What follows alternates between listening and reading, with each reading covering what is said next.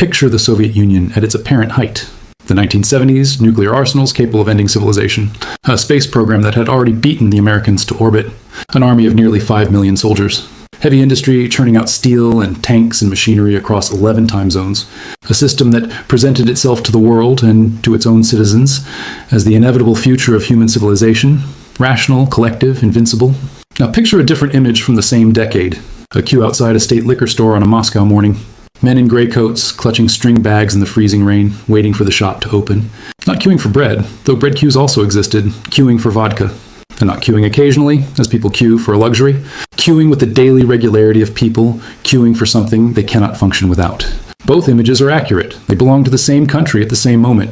The monolithic strength and the man in the freezing rain are not contradictions. They are two faces of the same system. And the relationship between them, the precise financial and political mechanism by which the Soviet state both depended on and was being destroyed by alcohol, is one of the most forensically revealing stories in the entire history of the 20th century. Because here's the thing about the Soviet vodka economy that the official image of nuclear missiles and collective farms was designed to obscure. The Soviet Union did not merely tolerate high levels of alcohol consumption among its population, it depended on them, structurally, financially. The revenue generated by the state monopoly on vodka production and sales was not a supplement to the Soviet budget. It was, in certain periods, the load-bearing pillar of it. Remove the vodka revenue and the system could not function. And the vodka revenue could only exist if the population kept drinking. The Soviet state was, in the most literal financial sense, running on alcohol. And when a new leader decided, with genuine moral conviction, to sober the country up, he did not just launch a public health campaign. He kicked away the pillar. What followed was not recovery. It was a fiscal hemorrhage that accelerated the collapse of an empire. The vodka bottle and the missile silo. The queue and the rain and the Politburo in its suits. These are not separate stories.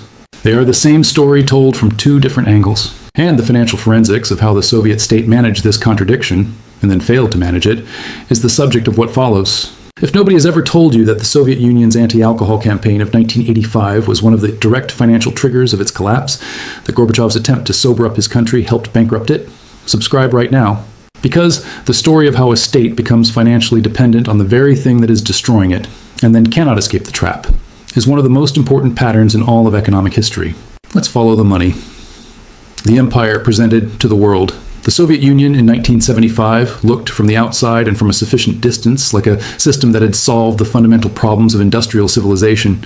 It had industrialized with extraordinary speed, transforming in 3 decades from a largely agricultural economy into one of the two superpowers that divided the world between them. It had survived a war that killed somewhere between 27 and 30 million of its citizens, and emerged with a larger sphere of influence than it had entered with. It had matched the United States in nuclear capability, in space exploration, in heavy industrial output, in the size and sophistication of its military forces. The ideological architecture of the system projected confidence. Marxism-Leninism claimed to be a science of history, not merely a political preference. The Soviet state was not just a government. It was the vanguard of a process that was, according to its own theoretical framework, inevitable. Capitalism was a transitional phase. The bourgeois order would be superseded. The Soviet model was not an experiment. It was the destination. This confidence was expressed physically in the built environment of Soviet cities. The monumental architecture of Moscow, the Stalin-era skyscrapers, the wide boulevards, the metro stations that looked like palaces underground, was designed to communicate exactly this message. The state was permanent. The state was powerful. The state was the future made solid and planted in the earth. The economic statistics that the Soviet system reported to the world, and to itself, confirmed the picture of monolithic strength. Steel production figures, electricity generation, agricultural output, military hardware. The numbers were impressive, and some of them were accurate. The Soviet industrial economy was genuinely large. It genuinely produced things. The problem was not that the Soviet Union produced nothing. The problem was an increasingly severe gap between what it produced and what its population actually needed, between the official economic picture and the lived economic reality of the people who inhabited the system. That gap was visible, if you knew where to look, in the queues. The Soviet economy was chronically short of consumer goods. Not because it was poor in the absolute sense. It had resources, it had industry, it had labor. But because the central planning system was structurally incapable of allocating those resources to produce the things that ordinary people wanted in the quantities and qualities they wanted them. The result was perpetual shortage alongside perpetual overproduction of goods that nobody particularly needed. In this landscape of shortage, vodka occupied a unique position. It was available. It was reliably produced in the quantities required. because the state had a direct financial interest in ensuring its production and availability. It was cheap enough that ordinary workers could afford it on wages that did not stretch to many other forms of recreation or comfort. And it provided, for a population living under conditions of genuine material deprivation and political constraint, something that the Soviet system was structurally unable to provide in any other form, reliable, consistent, affordable escape. The vodka queue was not a failure of the Soviet system. It was a product of the Soviet system operating as designed. The state produced vodka reliably because vodka revenue mattered to the state budget. The population consumed vodka reliably because it was available, affordable, and necessary in an environment where other forms of comfort and release were scarce. Supply and demand, in a system that officially rejected market economics, had found each other with remarkable efficiency around a bottle of alcohol. Part 2. The hidden poison, what the vodka was actually doing. Beneath the official image of Soviet industrial strength, alcohol was doing damage of a kind and scale that the system's statistical apparatus was both documenting and systematically underreporting. The Soviet Union, by the late 1970s and early 1980s, had one of the highest rates of alcohol consumption per capita of any industrialized country in the world. The official figures, already alarming, understated the reality because they counted only registered sales from state stores. They did not count samogan, home-distilled spirits produced in enormous quantities across the Soviet Union, particularly in rural areas. They did not count industrial alcohol diverted to personal consumption. They did not count the various substitute substances, brake fluid, cologne, technical solvents, that people at the extreme end of alcohol dependency were consuming when vodka was unavailable or unaffordable. The demographic consequences of this level of consumption were measurable in the vital statistics that Soviet demographers were compiling and, in some cases, being instructed not to publish. Male life expectancy in the Soviet Union had been rising through the 1950s and 1960s, as it was rising in most industrialized countries. Then it stopped rising. Then, in the 1970s, it began to fall. This was not a temporary fluctuation. It was a sustained reversal of the most basic indicator of a population's health. Men in the Soviet Union were dying earlier than their fathers had.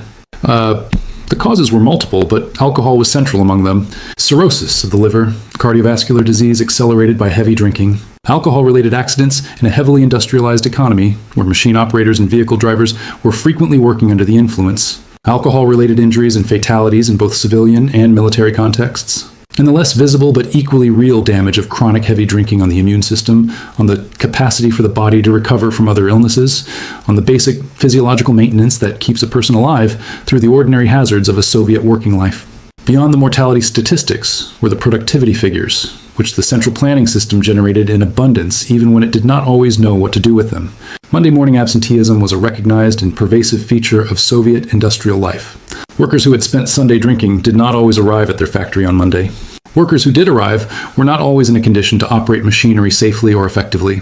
The lost working hours, the industrial accidents, the defective production output attributable to a workforce operating with compromised physical and cognitive function, these costs were real, they were large, and they accumulated year after year across every sector of the Soviet economy.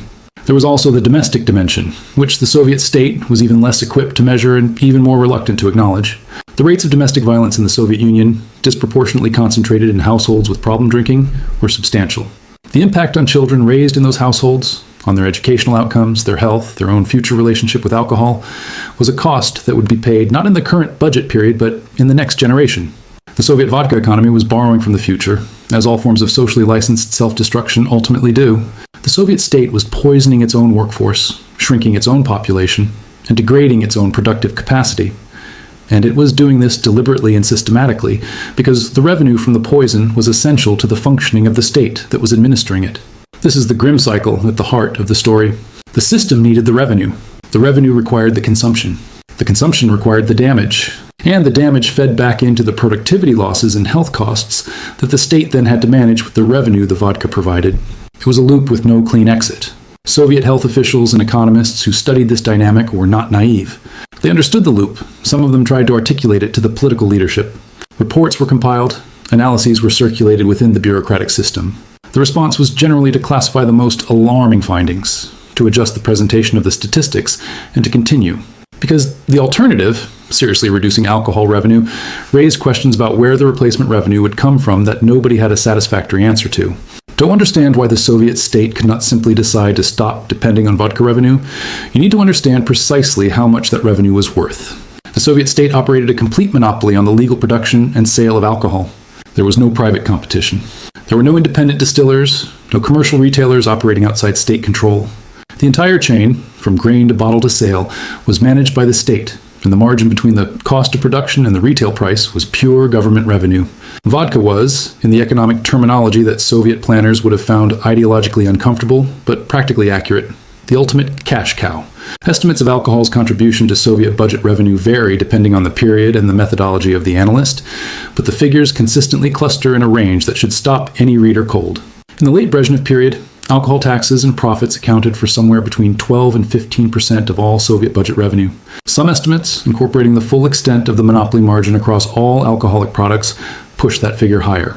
For comparison, consider what it would mean for a modern government if 12 to 15% of all its revenue, every school, every hospital, every pension payment, every military salary, was funded by a single product whose social costs were simultaneously consuming a significant share of the healthcare and public safety budget. The vodka revenue was not just significant in absolute terms, it was significant because of what it replaced. The Soviet economy, structurally incapable of generating the kind of consumer tax revenue that Western welfare states were building on expanding middle-class consumption, needed the vodka monopoly to fill a gap that no other available revenue source could fill at comparable scale. Oil and gas revenue was important and would become even more important in the 1970s as global oil prices rose. But the infrastructure costs of extracting and transporting Siberian hydrocarbons were substantial, and the net revenue was more volatile than the steady, predictable inflow from millions of people buying their daily or weekly vodka ration. Vodka revenue had a quality that made it particularly valuable to a central planning system. It was reliable. Oil prices could fall, as they eventually would. Agricultural harvests could fail, as they frequently did. Industrial output targets could be missed, as they routinely were. But the demand for vodka in the Soviet Union was, from the perspective of the budget planners, almost perfectly inelastic. People would find the money for it. They would adjust their spending on food, on clothing, on other necessities, before they would reduce their alcohol consumption. The revenue was, in practical terms, guaranteed. There was another dimension to the vodka economy that the official budget figures do not fully capture. Vodka had become, in the informal economy that ran parallel to the official one, something very close to a liquid currency. It was used in barter transactions, as payment for informal labor, as a medium of exchange in the gray economy where goods and services moved outside the official distribution system. A bottle of vodka was a universally recognized store of value that could be exchanged for almost anything. In a system where the official currency was only partially convertible into goods, because goods were often unavailable, regardless of whether you had the rubles to pay for them, vodka functioned as a more reliable instrument of economic exchange than money itself. The Soviet state had created, without quite intending to, a parallel financial system denominated in vodka. The official economy ran on rubles. The real economy, the one in which a plumber fixed your pipes in exchange for a bottle, in which a factory foreman allocated scarce materials in exchange for a case, in which informal networks of mutual assistance lubricated themselves with alcohol, ran on vodka. The state monopoly was not just generating budget revenue, it was providing the lubricant for an entire shadow economy that the official system depended on to function. This is the context in which you have to understand the decision that Mikhail Gorbachev made in May 1985. He was not choosing between a social problem and a revenue stream. He was choosing, though he may not have fully understood this at the time, between the health of the population and the financial architecture of the state. Between the moral imperative to stop poisoning his own people and the fiscal imperative to keep the budget functioning.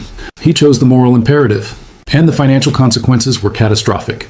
Here's the question I want you to sit with before we get to the campaign itself. The Soviet state knew by the early 1980s that alcohol was killing its population and degrading its economy. It also knew that alcohol revenue was essential to the budget. Is there a decision available to a leader in this situation that does not involve either accepting the ongoing damage or accepting a fiscal crisis? Drop your analysis. I want to see how this community thinks through the trap. Mikhail Gorbachev came to power in March 1985 as the youngest member of the Politburo to lead the Soviet Union since Stalin. He was 54. He was energetic. He was, by the standards of the system he had risen through, genuinely reform-minded. And one of his first and most personally felt priorities was the alcohol problem. Gorbachev's concern was not primarily fiscal or economic. It was moral and social. He had seen, growing up in the rural Stavropol region, what heavy drinking did to communities and families. He had watched male life expectancy statistics with alarm. He believed, with genuine conviction, that the Soviet Union could not build the kind of society it aspired to be while a substantial fraction of its working-age male population was either incapacitated by drink or spending a disproportionate share of its income and energy on obtaining it. He saw sobriety not merely as a public health policy, but as a precondition for the national renewal he intended to lead. In May 1985, the Central Committee of the Communist Party issued a decree on measures to overcome drunkenness and alcoholism. The decree was accompanied by implementation policies that amounted to a comprehensive, multi-front campaign against alcohol consumption. What followed was not a gentle public health nudge. It was, in the language of Soviet ideological campaigns, a war. The production of vodka and other spirits was cut substantially. Distilleries were closed. The number of state liquor stores was reduced sharply, in some regions by more than half. The operating hours of those stores that remained were restricted. They could not open before 2 in the afternoon, eliminating the morning drinking that was a staple of Soviet working life. The legal drinking age was raised. Alcohol consumption at official celebrations, including weddings and state functions, was discouraged or prohibited. Public drunkenness was subjected to new penalties. Beyond the regulatory changes, the campaign used every instrument of Soviet cultural and propaganda apparatus. Films and posters depicting alcohol as the enemy of the Soviet family, the Soviet worker, the Soviet future. Anti-alcohol clubs and societies encouraged through state media. The message was everywhere. Sobriety was patriotic. Drinking was a form of betrayal. In the vineyards of Georgia and Moldova and the Crimea, regions where viticulture was a centuries-old tradition and a significant part of the local economy, grapevines were physically cut down by state order to reduce the production of wine. Not curtailed, not redirected, cut down. Vineyards that had been cultivated for generations were destroyed in the name of an ideological campaign conceived in Moscow by men who had never grown a grape in their lives. The anti-alcohol campaign of 1985 was not incompetent as a public health intervention. It worked, in the narrow sense that it reduced alcohol consumption. Male life expectancy, which had been falling, stabilized and briefly improved. The birth rate increased, workplace accidents fell. In purely medical terms, the campaign achieved measurable positive results. The problem was not that it failed to reduce drinking. The problem was what reducing drinking did to the budget. Because here is the fiscal arithmetic that the campaign's designers had either not fully modeled or had chosen not to let deter them. If alcohol contributed somewhere between 12 and 15% of Soviet budget revenue, and if you cut alcohol production and sales substantially, you have created a hole in your budget of roughly that magnitude. And you have created it not in a period of fiscal strength, when reserves exist to absorb the shock, but in a period when the Soviet budget was already under significant strain from military spending, from the costs of the Afghan war that had been running since 1979, and from the beginning of what would become a severe deterioration in oil prices. The budget consequences of the anti-alcohol campaign became visible in the Soviet financial accounts within the first year of its implementation. The vodka revenue did not gradually decline. It fell sharply because the campaign was implemented sharply. In 1985 and 1986, Soviet budget revenue from alcohol sales dropped by tens of billions of rubles. The hole this created could not be filled by any of the replacement sources that the government could realistically access on short notice. The Soviet state's response to the fiscal shortfall was to do what states have always done when they cannot cover their expenses through revenue. It printed money. The money supply expanded. The rubles in circulation were not backed by a corresponding expansion in available goods, because the productive economy was not growing fast enough to match the monetary expansion. The result was suppressed inflation in the official economy, suppressed because the state set prices centrally and did not allow them to rise officially, and accelerating real inflation in the shadow economy, where prices were set by supply and demand and reflected the actual purchasing power of the ruble. The shelves in state stores, already inconsistently stocked before 1985, became more bare, not because the country was producing less, though industrial output was stagnating, but because the rubles chasing goods had multiplied while the goods had not. People with rubles found they could not convert them into things they needed. The money supply had expanded. The real wealth it was supposed to represent had not. And in the space created by the reduction in legal alcohol, the Samagon distillers went to work. Home distillation of spirits had always existed in the Soviet Union. The state had always tried to suppress it, with limited success. When the anti-alcohol campaign cut the availability of legal vodka, the incentive for home distillation increased enormously. People who had been buying their vodka from the state store now had a powerful reason to make their own, or to buy from those who did. The market for illicit spirits, already substantial, expanded with remarkable speed. The economic consequences of this expansion were a direct inversion of the campaign's stated objectives. The state had been collecting revenue on every bottle of vodka sold through legal channels. The Samagon that replaced legal vodka generated no revenue for the state. The campaign had not reduced the demand for alcohol to any degree that approached the reduction in legal supply. It had redirected that demand from a taxed product to an untaxed one. The budget hole grew larger. The drinking at the population level continued. The anti-alcohol campaign accomplished something that the Soviet budget planners had feared. It demonstrated, in live fiscal conditions, exactly how dependent the state was on the vodka revenue it had decided to forgo. The red ink in the accounts was not an abstraction.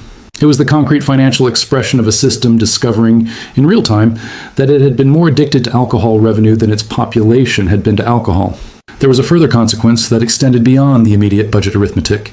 The fiscal pressure created by the alcohol revenue shortfall accelerated decisions about economic reform that might otherwise have proceeded more cautiously. Gorbachev's broader reform program, glasnost, openness, perestroika, restructuring, was already underway, but the budget crisis generated by the anti-alcohol campaign created an urgency that reduced the time available for careful implementation. Reforms that needed years of careful sequencing were pushed through under fiscal pressure. The financial hemorrhage created by the campaign contributed to the climate in which the economic architecture of the Soviet state began to be dismantled before a replacement was ready. The oil price collapse of 1986, which cut the Soviet Union's hydrocarbon revenue at almost exactly the moment when the alcohol revenue was also sharply reduced, compounded the fiscal crisis to a degree that some Soviet economists later described as a perfect storm. Two of the state's major revenue sources had collapsed simultaneously.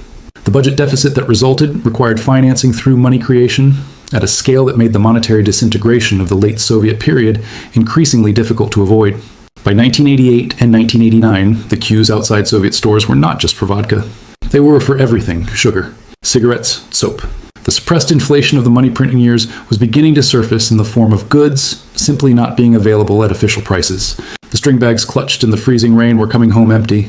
The system was not just financially stressed. It was visibly, publicly, undeniably failing to do the basic thing that any distribution system must do: connect the things that exist to the people who need them. Here is the forensic observation I want to share before we get to the legacy. Gorbachev's anti-alcohol campaign is often treated as a footnote in the history of the Soviet collapse, a well-intentioned misfire. But the fiscal forensics suggest it was significantly more than that. The alcohol revenue shortfall, compounding with the oil price collapse, created budget conditions that forced the pace of reforms that ultimately dissolved the state. Do you think Gorbachev understood the fiscal risk he was taking? And if he did, was the moral case for the campaign strong enough to justify it anyway? Drop your analysis. The Soviet Union formally dissolved on December 25, 1991. Gorbachev resigned. The red flag was lowered over the Kremlin. 15 successor states began the process of building independent governments from the institutional wreckage of the system they had inherited. The relationship between the anti-alcohol campaign and the collapse is not simple or direct. The Soviet Union was failing for reasons that predated 1985 and that were far larger than any single policy decision. The structural inefficiency of the central planning system, the unsustainable military spending, the imperial overextension in Afghanistan and in Eastern Europe, the inability to generate the kind of technological innovation that the information economy was beginning to demand. The fundamental contradiction between a system that required political control and an economy that required the kind of information processing and decentralized decision-making that political control prevented. But the anti-alcohol campaign sits at a specific and identifiable point in the causal chain. It created a fiscal crisis at exactly the moment when the Soviet state most needed fiscal stability to manage the other reforms it was attempting. It demonstrated, publicly and measurably, that the state's revenue was dependent on practices it was simultaneously declaring to be incompatible with the socialist future it was building. It accelerated the monetary deterioration that made the economic chaos of the late Soviet period more severe and less manageable. And it did all of this while simultaneously being, by any honest public health assessment, the right thing to do. This is the final irony that the story will not let go of. The anti-alcohol campaign was not a cynical maneuver or a policy error born of ignorance. It was a genuine attempt by a leader who could see what alcohol was doing to his people to do something about it. The public health outcomes it generated were real. The fiscal consequences it generated were also real. The attempt to repair one dimension of the system's dysfunction accelerated the failure of another dimension.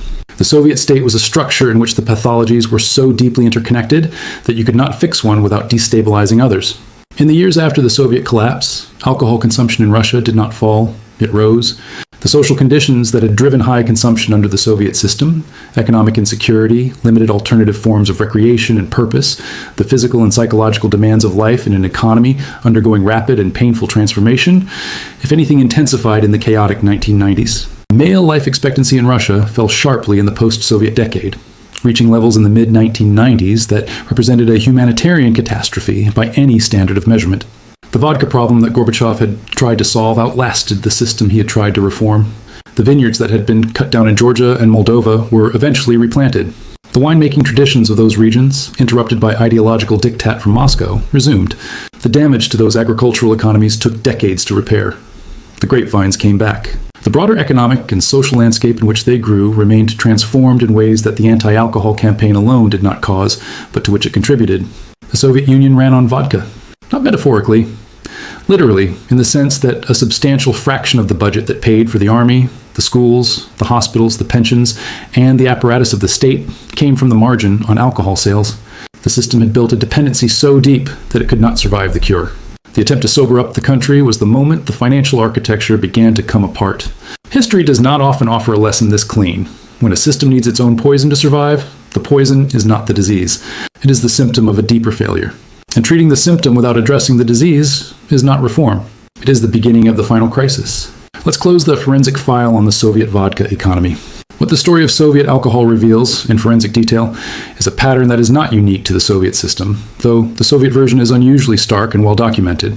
It is the pattern of a state that has become financially dependent on a product or practice that is simultaneously damaging to the population and economy it governs, and that cannot find an exit from that dependency without creating fiscal consequences it is not equipped to manage. The tobacco revenues of 20th century governments, the gambling revenues of states that have licensed casinos or lotteries as budget supplements, the sugar taxes that are simultaneously a public health measure and a revenue instrument, the housing market inflation that generates stamp duty and capital gains tax revenue while making it impossible for young people to buy homes.